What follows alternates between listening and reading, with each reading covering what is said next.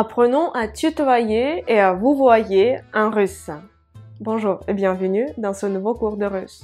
Aujourd'hui, je vous propose d'apprendre avec moi des principes de tutoiement et de vouvoiement en russe, des exemples de phrases avec des équivalents russes pour dire tutoyer, vouvoyer, ainsi que l'histoire de vouvoiement de politesse en russe. Si vous aimez ce genre de cours, mettez s'il vous plaît un petit pouce en l'air. C'est rapide, c'est gratuit et surtout c'est très important pour moi et pour les algorithmes de YouTube. Mettez-le maintenant s'il vous plaît, c'est très important. Merci beaucoup, abonnez-vous à ma chaîne YouTube si ce n'est pas encore fait, suivez-moi sur mes réseaux sociaux et sans plus tarder, nous commençons à apprendre comment tutoyer et vouvoyer en russe. Alors déjà, j'ai deux bonnes nouvelles pour vous. La première nouvelle, c'est que prononcer tutoyer, vouvoyer, tutoiement, j'espère que je l'ai bien prononcé, et vouvoiement en russe, c'est beaucoup plus facile qu'en français. Et en plus, le tutoiement et le vouvoiement en russe est venu du français. Du coup, il y a les mêmes règles. Alors, tout d'abord, apprenons comment dire en russe tutoyer et vouvoyer. Tutoyer, c'est быть на ты. Быть, être, на, sur, ты, tu. Ça veut dire tutoyer. Быть на ты. Si on traduit mot à mot, ça va donner être sur tu. Быть на ты. Быть на ты. Alors que vous voyez, c'est la même chose. Hein? On dit être sur vous. C'est быть на вы. Ça veut dire vous voyez. Быть на вы. Быть на ты. Tutoyer. Быть на вы. Vous voyez. Par exemple, comment on peut dire la phrase lui et moi, on se tutoie. En russe, ce sera мы с ним на ты. Мы с ним. Mot à mot, c'est nous avec lui. Ça signifie en russe moi et lui. Мы с ним на ты. On se tutoie avec lui. Мы с ним на ты. Les plus attentifs et attentifs parmi vous peuvent se poser en ce moment la question. Diana, pourquoi on a appris que tutoyer c'est быть на ты, alors que dans l'exemple c'est мы с ним на ты. Il n'y a pas de verbe быть. Il est où? C'est une très bonne question. En russe, le verbe быть, il est omis au présent. Le verbe быть est employé uniquement au futur et au passé. Dans l'ancien russe, il y a très longtemps, vous n'étiez pas né, moi non plus, le verbe быть, il était utilisé au présent, mais ça fait déjà des siècles que ce n'est plus le cas. C'est pour ça que nous disons мы с ним на ты. Si vous voulez dire on se tutoyait avec lui, ça va nous donner мы с ним были на ты. On se tutoyait avec lui. Au passé, il y a le verbe быть. Мы с ним были на ты. Мы с ним были на ты. Au futur, nous observons également la présence du verbe быть. Par exemple, lui et moi, on va se tutoyer. Ça va nous donner мы с ним будем на ты. Мы с ним будем на ты. Мы с ним будем на ты. Lui et moi, on va se tutoyer. Мы с ним будем на ты.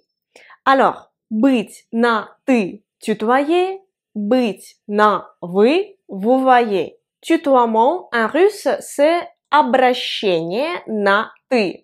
Ça s'emploie assez rarement, mais je pense qu'il y a des personnes qui se posent la question comment dire tutoiement en russe. Et j'anticipe. C'est обращение на ты. Alors que vouvoiement, il y a la même logique, c'est обращение на вы. Обращение на вы. Обращение, ça provient du verbe обращаться. Обращаться, ça veut dire s'adresser. Ainsi, обращение на ты ou обращение на вы, ça veut dire le fait de s'adresser à quelqu'un en utilisant la forme tu ou vous.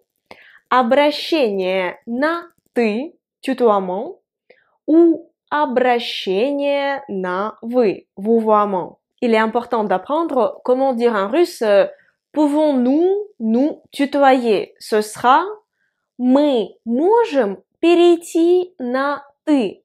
Мы можем перейти на ты. Peut-on, pouvons-nous commencer à nous tutoyer. Мы можем перейти на ты. Перейти на ты, ça veut dire commencer à se tutoyer. Il y a la même phrase avec вы. C'est перейти на вы. Commencer à se vouvoyer. Перейти на ты et перейти на ты. Перейти на ты, commencer à se tutoyer. Перейти на вы, commencer à se vouvoyer. Мы можем перейти на ты. Peut-on commencer à se tutoyer? Мы можем перейти на вы. Мы можем перейти на ты. Peut-on commencer à se tutoyer? Мы можем перейти на ты. Да, мы можем перейти на ты. Oui, nous pouvons commencer à nous tutoyer. Да, мы можем перейти на ты. Мы можем перейти на ты. Да, мы можем перейти на ты. Перейти, ça signifie traverser. Par exemple, перейти дорогу, c'est traverser la route. Et du coup, en russe, on dit traverser à-tu ou traverser à vous. C'est ça le sens de cette phrase. Encore un exemple. Allons nous tutoyer. Ce sera давайте перейдем на ты. Давайте перейдем на ты. Allons nous tutoyer. Давайте перейдем на ты. Allons nous tutoyer. Давайте перейдем на ты. Encore un exemple avec l'expression перейти на ты ou перейти на вы. Vous n'êtes pas contre si on commence à se tutoyer. Вы не против, если мы перейдем на ты? Вы не против, если мы перейдем на ты? Vous n'êtes pas contre si on commence à se tutoyer. Вы не против, если мы перейдем на ты? Вы не против, если мы перейдем на ты? Je veux remercier les personnes qui soutiennent mon travail, qui soutiennent la création de nouveaux cours de russe par PayPal. Спасибо большое.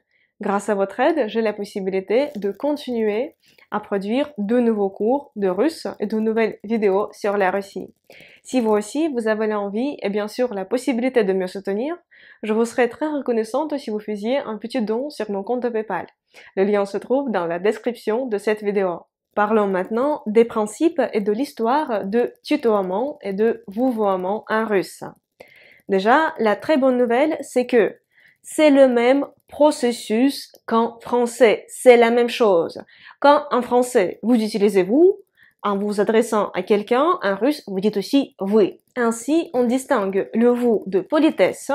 Quand vous vous adressez à quelqu'un en lui disant vous, quand vous vous adressez à une seule personne, et vous utilisez vous pour témoigner par exemple votre respect, ou quand vous utilisez la forme vous pour vous adresser à un groupe de personnes. Parlons maintenant des principes de vouvoiement de politesse et de son histoire en russe.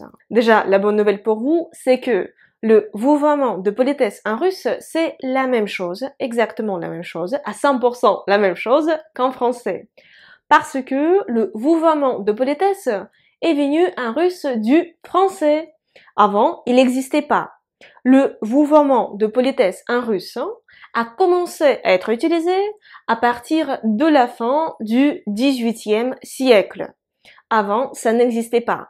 Et le vouvoiement de politesse est venu en russe grâce à la langue française et grâce à la propagation de la culture française à la fin du XVIIIe siècle. Et le vouvoiement de politesse a commencé tout d'abord à être répandu dans les hautes couches de la société parce que, à cette époque-là, l'aristocratie russe parlait obligatoirement français. Avant cela, Pierre le Grand, au début du XVIIIe siècle, il a essayé d'imposer aux Russes d'employer le vouvoiement de politesse. Il a calqué un peu sur le modèle allemand, sur le modèle hollandais, mais cependant, les gens ils ne voulaient pas utiliser le vouvoiement de politesse, ils ne comprenaient pas à quoi ça sert. Au début du XVIIIe siècle, des Russes ont rejeté l'emploi de vouvoiement parce que ça venait de l'allemand et les Russes ne voyaient pas trop l'intérêt. Alors que vers le milieu, vers la fin du XVIIIe siècle, quand il y avait une forte influence de la culture française en Russie, des Russes se sont dit bon ben, des Français l'utilisent, on va aussi l'utiliser. C'est comme ça qu'en Russie, on a commencé à utiliser les mêmes principes de vouvoiement, de politesse qu'en français. Avant le XVIIIe siècle, la forme oui, vous, elle existait, mais le vouvoiement était utilisé pour s'adresser à un groupe de personnes. Il n'y avait pas de vouvoiement de politesse. Par exemple, avant le XVIIIe siècle, même pour s'adresser au tsar, des Russes employaient la forme tu. Des Russes tutoyaient tout le monde, il n'y avait pas de distinction entre le vous de politesse et le tu. De nos jours, en russe, il y a les mêmes règles de l'emploi de tutoiement et de vouvoiement qu'en français. Je pense pas que ça puisse vous poser des problèmes. Écrivez s'il vous plaît dans les commentaires de cette vidéo vos exemples de phrases avec les expressions быть на ты, быть на вы, обращение на вы, обращение на ты ou перейти на ты, перейти на вы. Comme d'habitude, dans la description de cette vidéo, c'est juste en bas, vous pouvez retrouver le vocabulaire que nous avons appris aujourd'hui. Également, dans la description de cette vidéo, il y a des liens vers mes cours supplémentaires de russe pour des personnes qui voudraient aller plus loin. Merci beaucoup d'avoir regardé ce cours, j'espère qu'il vous a plu. Si c'est le cas, mettez s'il vous plaît le pouce en l'air. C'est très important pour moi et pour les algorithmes de YouTube. Mettez-le maintenant s'il vous plaît, vraiment, c'est très important. Abonnez-vous à ma chaîne YouTube si ce n'est pas encore fait, suivez-moi sur mes réseaux sociaux, parce que je publie tous les jours du contenu sur la Russie ou sur la langue russe. J'espère vous retrouver très bientôt dans une prochaine leçon de russe, et pour l'instant je vous dis до свидания, au revoir.